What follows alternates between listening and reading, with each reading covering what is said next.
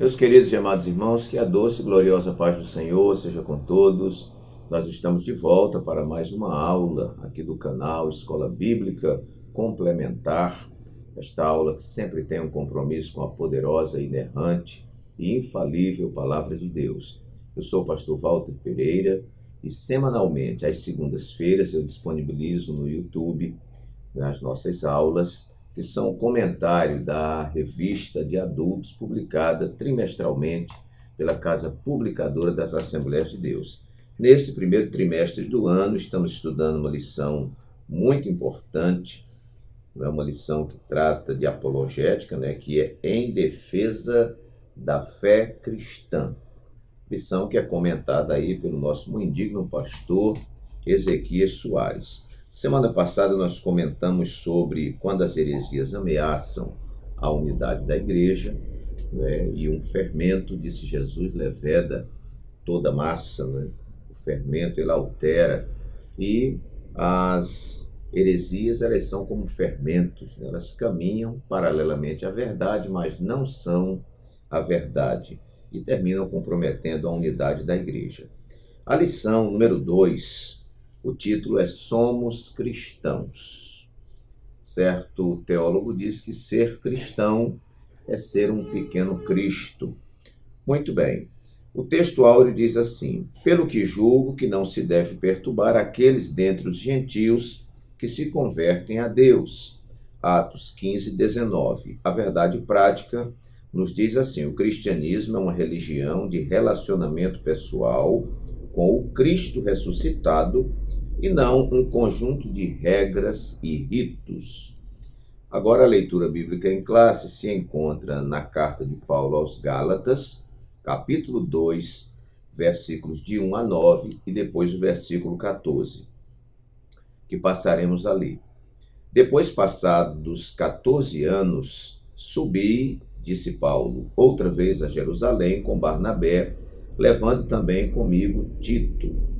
E subi por uma revelação e lhes expus o evangelho que prego entre os gentios, e particularmente aos que estavam em estima, para que de maneira alguma não corresse ou não tivesse corrido em vão. Mas nem ainda Tito, que estava comigo, sendo grego, foi constrangido a circuncidar-se. Isso por causa dos falsos irmãos que se tinham entremetido e secretamente entraram a espiar a nossa liberdade que temos em Cristo Jesus para nos porem em servidão, aos quais nem ainda por uma hora cedemos com sujeição, para que a verdade do Evangelho permanecesse entre vós. E quanto àqueles que pareciam ser alguma coisa, quais tenham sido noutro tempo, não se me dá, Deus não aceita a aparência do homem. Esses digo que pareciam ser alguma coisa, nada me comunicaram. Antes, pelo contrário, quando viram que o evangelho da incircuncisão me estava confiado, como a Pedro o da circuncisão, porque aquele que operou eficazmente em Pedro para o apostolado da circuncisão, esse operou também em mim com eficácia para com os gentios, e conhecendo Tiago, Cefas, que é Pedro, e João, que eram considerados como as colunas, a graça que se me havia dado, deram-nos as destras em comunhão comigo e com Barnabé, para que nós fôssemos aos gentios e eles à circuncisão.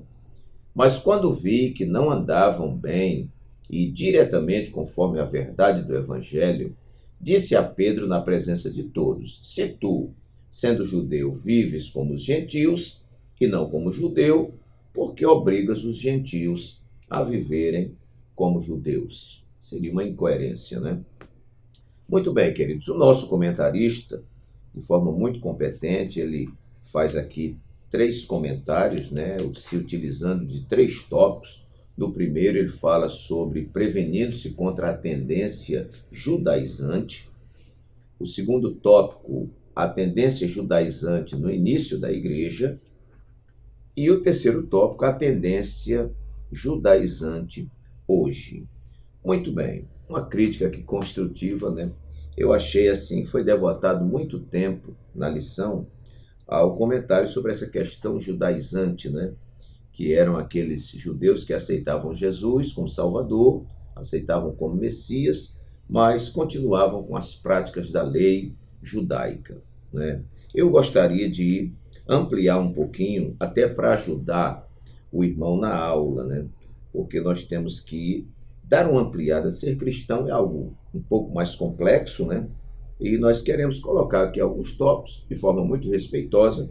O nosso canal é denominado de Escola Bíblica Complementar, e eu quero dizer aos irmãos que o nosso objetivo é que você seja o mais aplicativo possível, né? Que haja uma aplicação maior da palavra de Deus. Afinal de contas, você vai ter aí 1 hora para explanar a lição, não é? E os irmãos têm que levar para casa as lições práticas, não é? Então, eu li aqui a lição com muito cuidado, fui pegando as coisas que estão na entrelinhas para montar, então, os 10 tópicos. Se você ainda não é inscrito no nosso canal, recomendo que se inscreva. Esse nosso modelo tem ajudado muita gente. Deixe o seu like, que é importante também, porque o YouTube vai interpretar que o vídeo é relevante, vai passar ele para mais pessoas. Também compartilhe com outras pessoas. Muitos irmãos já transferem no grupo dos seus professores, né? no grupo dos dirigentes de congregação. Eu agradeço muito por isso. E também no YouTube tem o local para você deixar o seu like. Aos que nos assistem pelas plataformas digitais, né? Rádio Web Capital, Rádio Web Gênesis, os que nos assistem pela Rádio Farol, FM 90.1 aqui de Maceió. Também meu abraço carinhoso a todos vocês. Então, o título da lição, Somos Cristãos. Eu vou, então, pontuar 10 tópicos aqui, tentando amarrar ao máximo com a nossa lição. O primeiro tópico que eu coloquei foi: somos cristãos sem necessidade de complementos da lei. Alguém disse, irmãos, uma frase há muito tempo atrás, eu achei interessante. Ele disse que tudo que você coloca ao lado de Jesus diminui Jesus, né?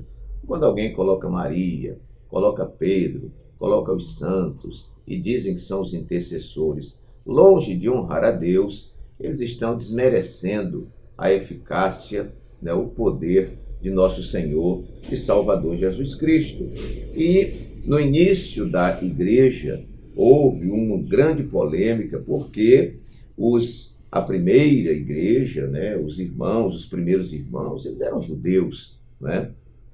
Então, eles estavam muito apegados à lei. Nós estamos falando aqui de uma lei de uma semana, de uma lei de um mês, de 1 ano, de 10 anos, de 50 anos, mas de muito tempo, desde os dias de Moisés. Então, isso está no DNA do judeu, né, para que eles entendam, não é, essa nova proposta do cristianismo se tornou algo muito difícil. Os irmãos vejam que o próprio Pedro, não é, quando aquele lençol desce com aqueles animais e tudo, e a ordem do Senhor para que ele matasse e comesse aqueles animais, ele disse, não, eu nunca comi nada impuro, né? Então, ele vai à casa de Cornélio, mas vai assim, extremamente receioso e tudo mais, porque ele tem o seu conceito pessoal e ainda existem aqueles que iriam acusá-lo. Então, essa transição do judaísmo para o cristianismo foi assim muito delicada, foi muito demorada. Talvez o maior sofrimento do apóstolo Paulo não tenha sido as prisões de Roma e tudo mais, mas foi a luta com os judeus tradicionais que não queriam aceitar apenas Cristo, não é, sem os ritos da lei de Moisés. Então, nós somos cristãos sem necessidade de complementos da lei. Nós não precisamos mais matar animal, oferecer sacrifício, oferecer incenso lá no altar, não é? Não precisamos mais dos pães da proposição, porque tudo aquilo que havia na lei, a Bíblia vai dizer que eram sombras, não é? Ali eram os tipos, né? Nós estamos vivendo no antítipo, né? Cristo cumpre toda a lei. Quando ele dá o brado na cruz do Calvário, que o véu do templo se abre de alto a baixo, agora nós temos um livre acesso a Deus. Aquele rompimento do véu, não é, era a entrada para o Santo dos Santos. Havia o lugar santo e o Santo dos Santos, que o sumo sacerdote, somente ele, uma vez por ano, e levando sangue, poderia entrar naquele lugar. Mas quando rompeu, foi como se, não é, o Senhor estivesse dizendo, pronto, agora o acesso está aberto direto a Deus. Nós não precisamos mais daqueles símbolos da antiga lei, guardar dias, eu não posso mais comer carne de porco, eu não posso comer os animais que a lei prescreve, né? Uma certa ocasião eu estava pescando, chegou um cidadão de uma outra denominação que é tratada até como seita, né? E ficou implicando com a gente, porque a gente só podia comer peixe que tivesse escama, né? E eu sei que perturbou tanto. Eu era novo, mas eu olhei para ele assim, eu digo, sabe de uma coisa, amigo? Eu vou dizer uma coisa para você honestamente. Eu não vejo Deus em sua vida. Ele calou a boca e se retirou. Então, nós somos cristãos sem necessidade dos complementos da lei. Se eu trago qualquer coisa da lei de Moisés para perto de Cristo, eu diminuo Cristo. E Cristo, Jesus, é Deus. Glória a Jesus. Segundo lugar, eu coloquei, somos cristãos de relacionamentos acima de conjunto de regras, né? Então, o cristianismo não é um conjunto de regras de faça, não faça, coma, não coma, mas é um relacionamento com Cristo, um relacionamento com Deus. E quando nós nos relacionamos bem com Ele, todas estas coisas ficam resolvidas. Veja que, na verdade prática, está dizendo assim, o cristianismo é uma religião de relacionamento pessoal. Com quem? Com Jesus, com o Cristo ressuscitado, e não um conjunto de regras e de ritos. Obviamente, irmãos, que quem segue a Jesus, né, existem ali mandamentos, existem ordenanças, né, que a gente deve cumprir, né, mas não que o cristianismo se limite a um conjunto de regras, de faça e não faça. Não, a palavra de Deus tem lá o que você deve fazer, o que você não deve fazer, tudo bem. Mas o cristianismo é muito mais um relacionamento com Deus. Existem muitas pessoas que até cumprem as regrinhas, mas não têm um relacionamento com Deus. Então, 0 a 0 por enquanto. Né? Então é importante, acima de tudo, um relacionamento com Jesus. Ele prometeu que estaria conosco todos os dias, até a consumação dos séculos, né? Ele prometeu que onde estivessem 2 ou 3 reunidos no meio dele, ele estaria no meio deles. Ele prometeu que iria para o Pai, mas enviaria o Consolador, enviaria outro Consolador, não é? E a palavra ali é aquele outro, é outro de mesma essência, não é um outro diferente, hétero, né? Mas alon, que significa outro da mesma natureza, que é o Espírito Santo. Quando ele diz assim, eu vou e eu volto, é porque ele mandaria o Espírito Santo para estar conosco. E esse Espírito Santo está conosco, não rodeando, não voando por cima nem por baixo, mas ele está dentro de nós. Glorificado seja o nome do Senhor. E ele veio como Paracleto, como grande advogado, como aquele que veio está ao nosso lado gemendo com gemidos inexprimíveis, intercedendo por nós e se relacionando conosco. Terceiro lugar, somos cristãos respeitando nossas autoridades espirituais. Isso é muito importante. Ninguém pode viver uma vida, meu irmão, minha irmã, sem ter sobre ele uma autoridade espiritual. Nós já temos pessoas que não querem ter pastor.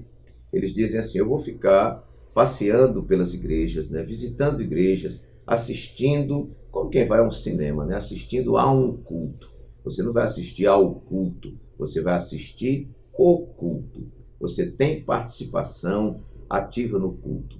E quando alguém resolve viver uma vida desconectado de uma autoridade espiritual, isso nunca deu certo, não dá certo e nem dará certo.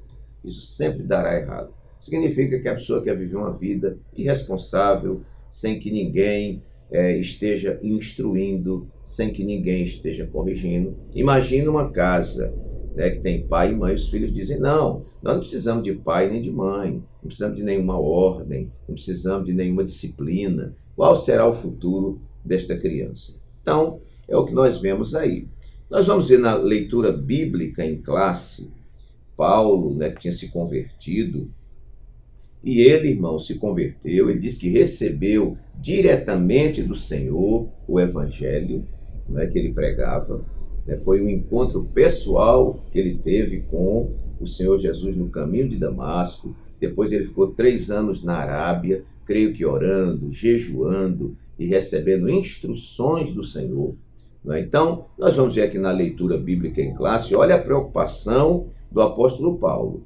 Depois, passado 14 anos, ele já estava com uma certa experiência no evangelho, subi outra vez a Jerusalém com Barnabé, levando também comigo Tito.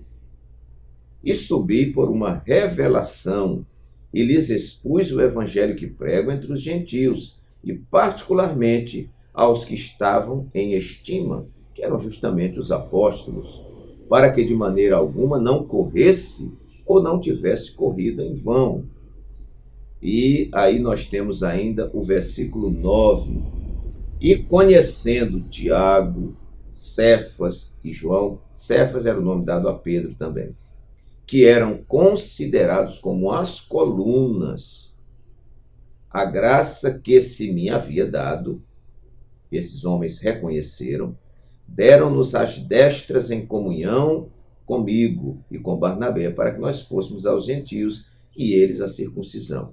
Dar a destra significa dar a honra, dar a permissão, dar a autorização, dar a legalidade. Então, nós vemos aqui um Paulo que não saiu pelo meio do mundo, mesmo tendo recebido de Jesus essa revelação, ele não vive uma vida autônoma, uma vida como se não devesse satisfação a ninguém, como se não precisasse de uma autoridade espiritual sobre ele. E ele não foi só essa vez a Jerusalém. Ele vai, e ele, quando ele faz as viagens missionárias, ele volta a Antioquia para prestar conta. Nós temos que prestar conta para alguém. Hoje nós vivemos uma sociedade, eu digo uma sociedade irresponsável, uma sociedade líquida, sem consistência, onde as pessoas interpretam que liberdade é você viver do jeito que quer, sem dar satisfação a ninguém. Nós não somos dessa escola, pela graça de Deus. A Bíblia mostra que nós precisamos estar debaixo de uma autoridade espiritual. Quarto lugar, eu pontuei aqui, somos cristãos apesar dos falsos irmãos. Versículos 4 e 5 da nossa leitura bíblica em classe vai dizer: e isso por causa dos falsos irmãos que se tinham entremetido e secretamente entraram a espiar a nossa liberdade que temos em Cristo Jesus para nos pôr em servidão. Certamente essa turma estava espionando Paulo e Tito, aquela turma ali, principalmente Tito, para ver se ele era circuncidado, aos quais nem ainda por uma hora cedemos com sujeição, para que a verdade do Evangelho permanecesse entre vós. Então, meus queridos, aqui eu quero destacar apenas essa parte aqui que diz por causa dos falsos irmãos. Os falsos irmãos sempre existiram, existem e existirão. Jesus, quando contou a parábola do trigo e do joio, aquilo simbolizava a história da igreja. Então, nós temos o trigo e temos o joio. E, pior, a gente não pode arrancar o joio, às vezes tem que conviver junto. Então, quantas pessoas que abandonaram a igreja, abandonaram ministérios, abandonaram departamentos da igreja, porque se indispôs com alguém. Ora, queridos, só no céu nós vamos encontrar essa perfeição, onde somente os remidos e lavados pelo sangue de Jesus entrarão. Agora, nós estamos numa comunidade religiosa que tem lobo, tem ovelha, tem crente quente e tem crente frio e tem crente morno. Nós temos sinagoga de Satanás, como aquela igreja lá do Apocalipse tinha. Nós temos aqueles que andam pelo caminho largo, nós temos os que andam pelo caminho estreito, nós temos os que são peixes bons que vêm na rede, mas tem peixe ruim. Então, isso é muito importante, porque existem pessoas que parece que vêm à igreja, à comunidade religiosa, pensando em encontrar um paraíso na terra. pensando que não vai ter problema. Mas no nosso meio tem traição, no nosso meio aparece fofoca, no nosso meio aparece falso testemunho, no nosso meio aparece mentira. Enfim, todos esses defeitos, né? Nós tivemos aqui um pastor, foi nosso pastor presidente durante 29 anos, pastor José Antônio dos Santos, e ele disse que um dia um senhor que tinha um mercado se encontrou com ele e disse assim: qual o nome que está escrito lá na frente da sua igreja? Ele disse: está escrito lá Assembleia de Deus. Ele disse: por que é que lá tem tanto crente que compra aqui e não paga e tal. E começou a falar mal dos crentes, né? Aí o pastor disse assim: ali no hospital ali, como é que está escrito? Aí o cara disse: está escrito Casa de Saúde. Aí o pastor perguntou: e por que lá tem tanta gente com a perna quebrada, braço quebrado, cabeça furada, facada e tudo mais? Não é casa de saúde, era para todo mundo lá ter saúde. Mas lá existe, é um hospital. A igreja é um hospital. A igreja tem todo tipo de gente, né? Se você não estiver olhando firmemente para Jesus, começar a olhar para a ventania, você vai afundar como Pedro afundou. Então, o segredo, meu irmão, minha irmã, é você olhar para Jesus, autor e consumador da fé. Ninguém que ficou olhando para Jesus caiu nem se perdeu até hoje. Todas as vezes que nós caímos, todas as vezes que nós demos com os burros na água, desculpe aqui a expressão grosseira, foi porque nós tiramos os olhos de Jesus. Então escreva aí: quem acompanha Jesus nunca vai se perder. Quem olha para Jesus nunca vai se embaraçar. Então nós somos cristãos, apesar dos falsos irmãos. É como a garça, né? Anda na lama pisando assim na ponta, mas não se suja de lama. Quinto lugar, somos cristãos sem desprezar nossa tradição judaico-cristã. O que é que eu estou querendo dizer? Então, eu quero ler aqui para os irmãos primeiro, para os irmãos entenderem. Somos cristãos sem desprezar nossa tradição judaico-cristã. Vamos para Romanos 9, que eu já deixei marcadinho aqui. Romanos capítulo 9, versículos 4 e 5. O que é que Paulo diz? Ele diz assim, que são israelitas, vamos ler um pouquinho antes, porque eu mesmo poderia desejar, versículo 3, ser separado de Cristo por amor de meus irmãos. Paulo está convertido ao cristianismo, chama os judeus de meus irmãos, que são meus parentes segundo a carne, que são israelitas, dos quais é a adoção de filhos, e a glória, e os concertos, e a lei, e o culto, e as promessas, dos quais são os pais, e dos quais é Cristo segundo a carne, o qual é sobre todos, Deus bendito eternamente. Amém. Versículo 11. Porque, não tendo eles ainda nascido, nem tendo feito... Aliás, perdão, meus irmãos, vamos ver aqui, eu já li 9, 4, 5, agora é o capítulo 11, versículos 1 e 2. Digo, pois, porventura rejeitou Deus o seu povo, Israel? De modo nenhum, porque também eu sou israelita da descendência de Abraão, da tribo de Benjamim. Deus não rejeitou o seu povo que antes conheceu. Ou não sabeis o que a Escritura diz de Elias, como fala a Deus contra Israel, dizendo, Senhor, mataram os teus profetas e derribaram os teus altares. Só até aqui. Vamos ver ainda o versículo 11. Digo, pois, 11 e 11. Digo, pois, porventura tropeçaram para que caíssem os judeus?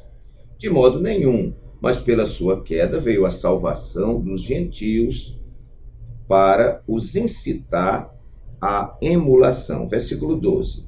E se a sua queda é a riqueza do mundo e a sua diminuição a riqueza dos gentios, quanto mais a sua plenitude. Eu não vou ler os outros versículos, irmãos, mas eu quero dizer que nós temos esta palavra por causa do povo de Israel, por causa dos judeus. como diz aqui Paulo, os concertos, os pactos, os pais. Nós não seguimos a lei mosaica e tudo, mas nós nunca podemos desprezar nem desrespeitar o povo de Israel, o povo judeu. Por mais que eles deem trabalho, por mais que eles não tenham aceitado Jesus como Salvador, mas é o povo escolhido de Deus. Então, alguém até já semeia uma semente maligna, dizendo, não, o Antigo Testamento não importa, não é? Só importa o Novo Testamento. E já existem os que defendem que no Novo Testamento as cartas de Paulo não servem para nada, apenas o Evangelho. E as pessoas vão tirando, porque criaram um Evangelho self-service, né? Self-service, né? Onde cada um quer comer aquilo que ele quer. E nós não aprendemos assim, aprendemos a comer o rolo todo. Então, toda a Bíblia é importante. E o Antigo Testamento? Nós devemos a quem?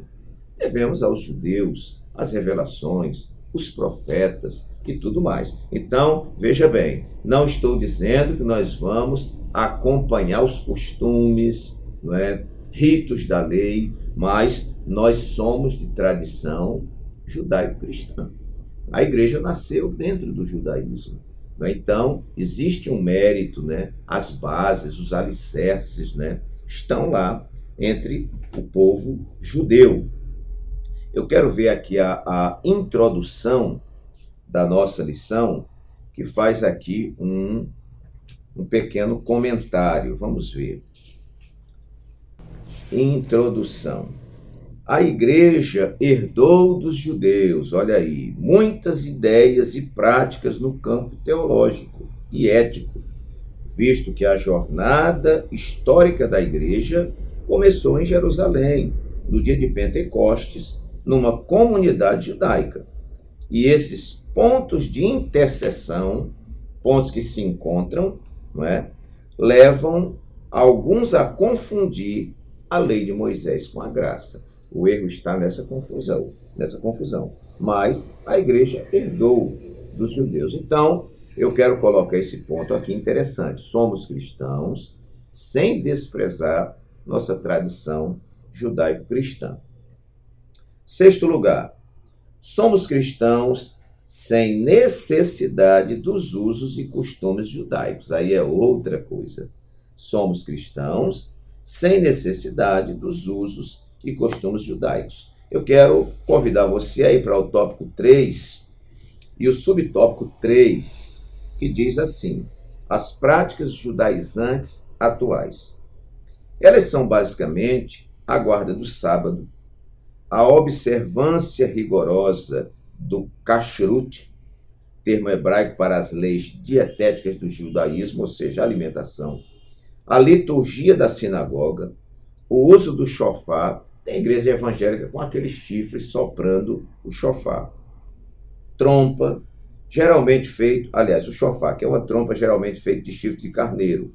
O uso do talit, o manto ou chale usado para oração, e o uso do kippah, né? O solidel que os judeus religiosos usam sobre a cabeça. Então, a letra A. Os judeus messiânicos, principalmente Israel, seguem tradição judaica. Isso acontece simplesmente para preservar a identidade cultural deles e tem amparo neotestamentário. O que é que a Bíblia diz, Paulo falando? Ele diz assim: se alguém é chamado estando circuncidado, fique circuncidado. Se foi chamado sendo incircuncidado, né, permaneça incircuncidado. Ou seja, na conversão a Cristo do judeu, ele não precisa mudar a sua tradição e a sua cultura, como nós temos a nossa aqui. Então, são essas coisas que levam o homem para o céu, nem tiram o céu do homem, é uma questão cultural. Agora, o brasileiro, cristão, salvo pela graça, está aí com chofar, está aí com arca, está aí com chale, com kippah, com um monte de coisa. Eu acho que fica ridículo, né? A graça do Senhor não é para isso, né? Então, é como a gente pegar muitas vezes o africano, querer colocar o africano para tocar piano, Então, meus irmãos, cada um com sua tradição, com seu costume, desde que não contrarie, não é, as normas, né, os ditames, não contrarie a palavra de Deus. Então, somos cristãos sem necessidade dos usos e costumes judaicos, tá certo? Mas, como disse no tópico anterior, nós não devemos desprezar, não é, a nossa tradição, que é judaico-cristã. Vamos para o nosso sétimo tópico, então. Somos cristãos de um só evangelho. Graças a Deus, meus queridos irmãos, a Bíblia Sagrada nos é suficiente. Nós não precisamos de acréscimo, nós não carecemos de catecismos, nós não podemos nem retirar, nem colocar. O cânon está fechado, né? Então, toda revelação que contraria esta palavra pode jogar no lixo, seja ela de ordem teológica, não é? Ou às vezes no campo pessoal. No campo pessoal é muito difícil a gente fazer essa verificação, mas se a revelação contraria o que está previsto nas Escrituras, a gente pode descartar. E no campo pessoal, que às vezes é uma questão pessoal, a gente só vai saber se foi de Deus ou não, se houver o cumprimento ou deixar de haver o cumprimento. Mas nós somos cristãos de um só evangelho. Paulo disse que se ele mesmo, e olha que ele escreveu 13 cartas, se eu mesmo ou um anjo do céu descer trazendo outro evangelho, que seja anátema. De vez em quando alguém está vendo o anjo e que esse anjo vem trazendo um complemento, vem fazendo aí uma obra complementar ao que Jesus já fez. Então tudo isso, irmãos, é bobagem, tudo isso aí é anátema, é condenável. Somos cristãos de um evangelho. Aqui na nossa revista, na parte de mestre, que tem o plano de aula, onde tem a sugestão de método, tem uma pequena declaração que eu quero dizer. Diz aqui: a diversidade de interpretações do conceito de evangelho é a marca dos dias atuais. Muitos querem pregar outro evangelho, diferente daquele introduzido por nosso Senhor Jesus e endossado pelo Colégio Apostólico. Lá na parte de aplicação diz: em cada época, a igreja é ameaçada por tentativas diabólicas de desviá-la da verdadeira fé, que a partir do estudo fiel das Sagradas Escrituras, possamos rejeitar os falsos ensinamentos e preservar a unidade doutrinária e a ortodoxia da fé cristã. Louvado seja o nome do Senhor. No auxílio bibliológico, deixa eu olhar se é nessa parte aqui. Porque tem 2 auxílios bibliológicos. O primeiro está dizendo assim: em grego, allos significa outro do mesmo tipo. Desculpa que eu falei, eu acho que foi alon no tópico lá anterior, entre hétero e alon. Hétero são duas coisas, são diferentes, mas de naturezas, né, são diferentes e de naturezas diferentes. Por exemplo, heterossexual tem que ser um homem e tem que ser uma mulher, né? São sexos diferentes. Agora, essa expressão allos significa outro, mas de mesma essência, de mesma natureza. É como o Pai, o Filho e o Espírito Santo. Então, em grego, allos significa outro do mesmo tipo. Héteros significa outro de um tipo diferente.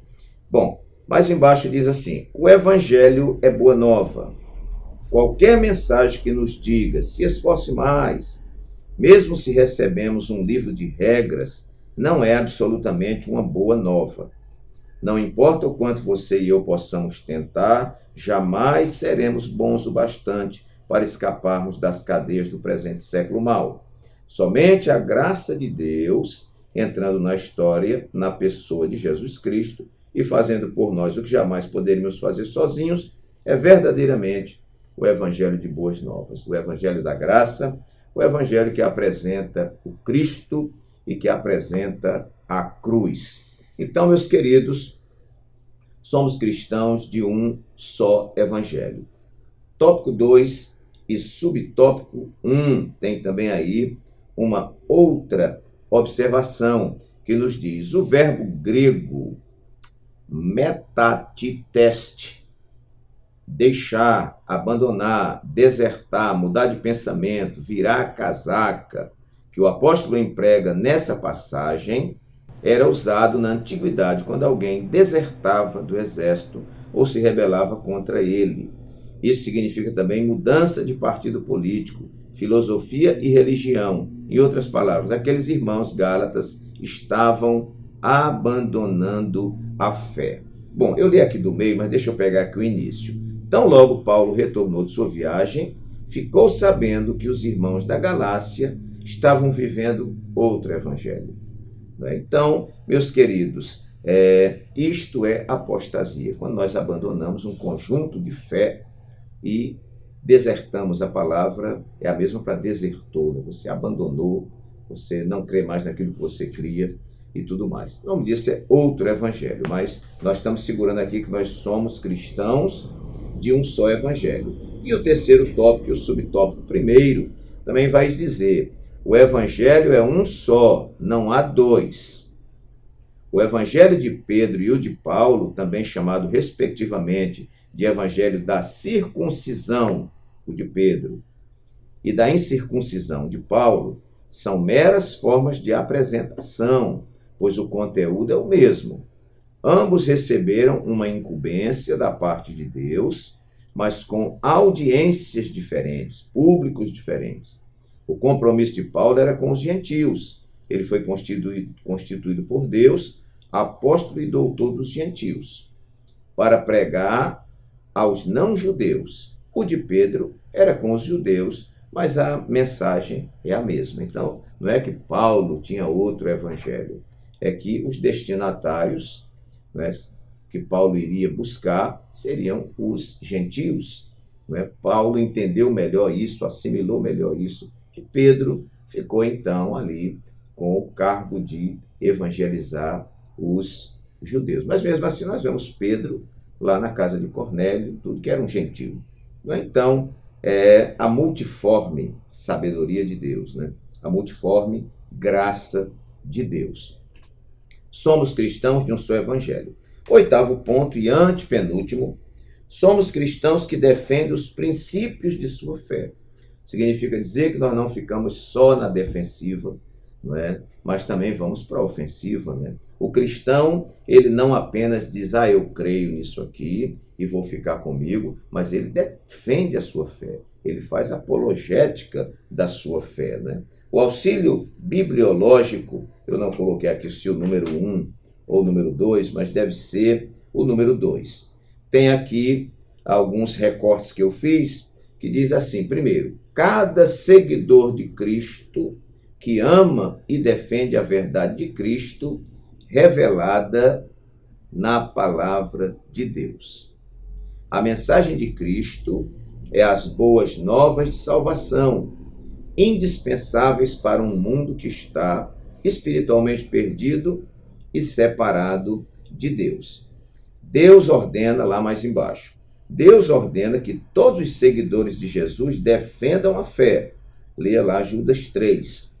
Que tenham uma atitude de amor quando em confronto com outras pessoas e que se separem de professores, ministros e de outras pessoas da igreja que neguem as verdades fundamentais ensinadas por Jesus e pelos apóstolos. Então, a isso aqui nós chamamos apologética. Você defende a sua fé, você apresenta no que crê, você dá razão da sua fé, né? Como disse Pedro, né?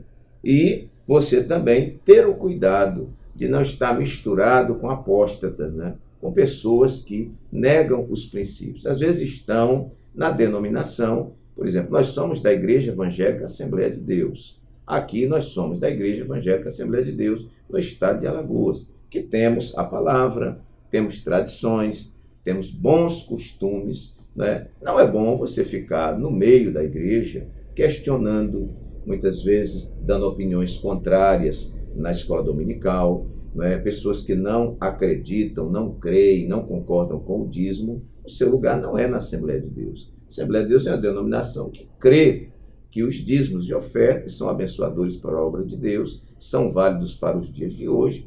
Enfim, quem não crê não pode ficar no meio da igreja, não é, semeando contenda, desanimando os irmãos e tudo mais. Procure o lugar que você se adapta, o lugar que você está de acordo com o credo da igreja, para não ficar ferindo irmãos, não ficar entristecendo os pastores. Então, meus queridos, aqui nós temos, às vezes são professores, às vezes são ministros, né?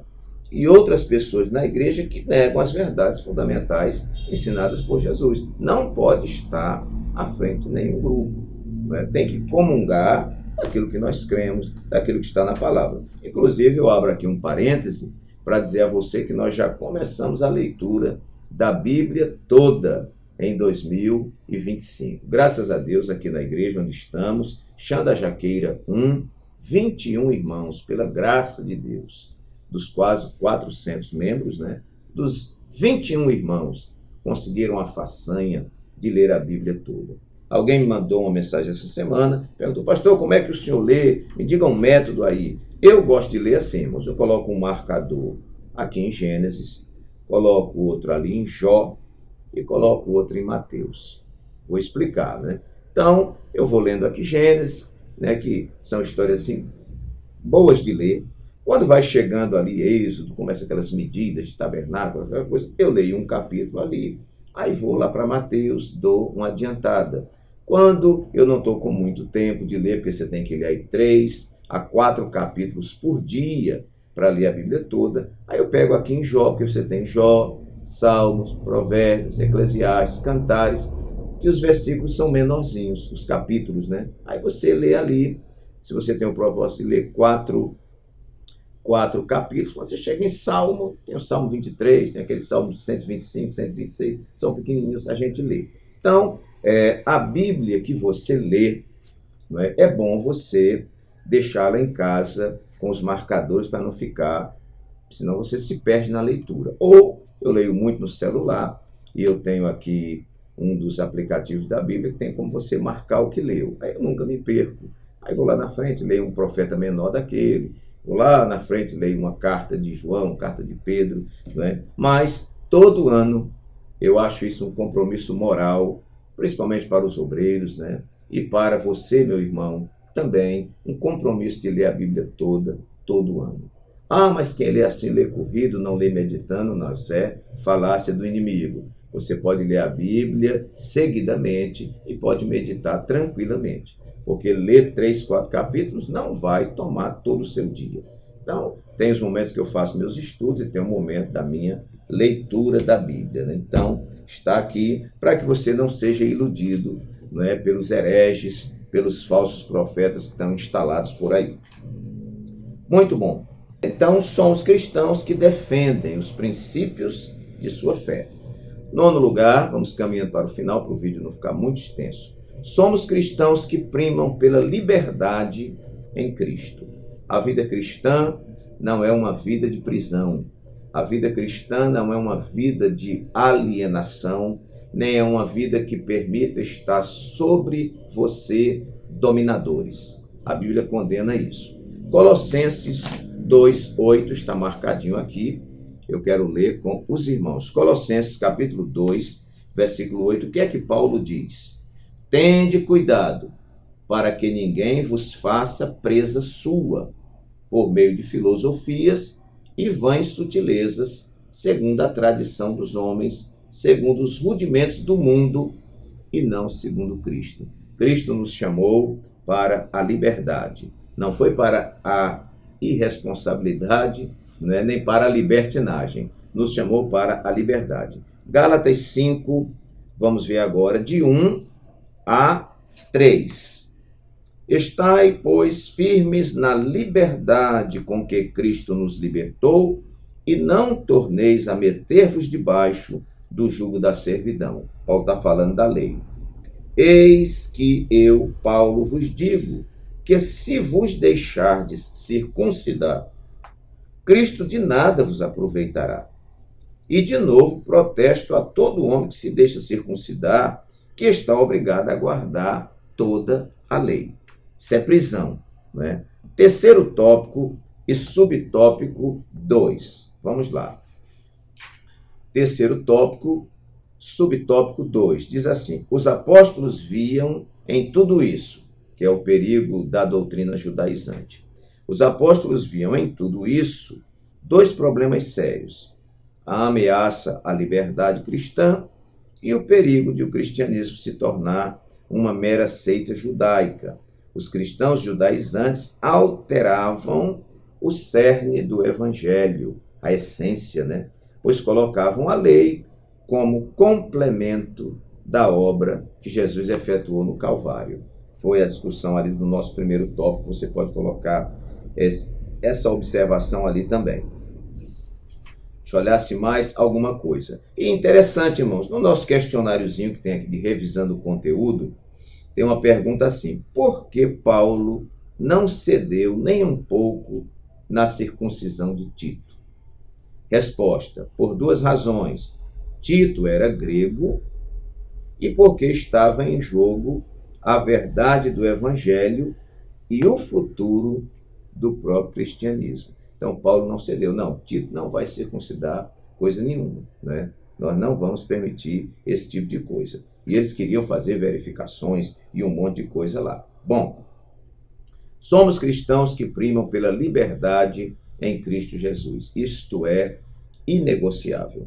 10º e último ponto da lição de hoje. Somos cristãos porque vivemos na dependência do Espírito Santo. Coisa boa.